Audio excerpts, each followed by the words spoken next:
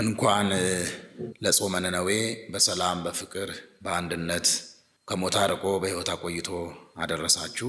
ዮናስ ማለት ርግብ የዋህ ማለት ነው። አባቱ አማቴ እናቱ ሶና ይባላሉ። ይህ ነቢይ ወደ ነነዌ ሕዝብ ሄዶ ለነነዌ ሕዝብ የንስሐ ጥሪ እንዲያቀርብ የተላከ ነቢይ ነው። ነቢዩ ከ825 እስከ 784 ገደማ ቅድመ ልደተ ክርስቶስ የነበረ ነቢይ ነው። ነቢዩ ዮናስ የነነዌ ሕዝብ ከአምልኮ እግዚአብሔር ወደ አምልኮ ጣዖት፣ ከገቢረ ጽድቅ ወደ ገቢረ ኃጢአት፣ እግዚአብሔርን ከመፍራት እግዚአብሔርን ከማምለክ በሀገሩ የሚታወቅ አስታሮት የሚባል ቤት አምልኮ ነበረ። እዛ ላይ አምልኳቸውን ይፈጽሙ ነበረ።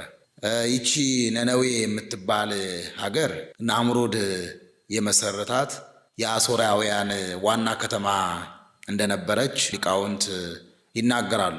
በትንቢተ ዮናስ ምዕራፍ 3 ቁጥር 3 ላይ ስለ ነነዌ ከተማ አንድ መረጃ ይነግረናል። የከተማዋ ስፋት ወምዕዋደ ቅጽራሂ መጠነ ምህዋረ 3 ዕለት በእግር ይላል። ይቺ ነነዌ ስፋቷ የ3 ቀን ያህል ጉዞ ያህል ናት ይላል።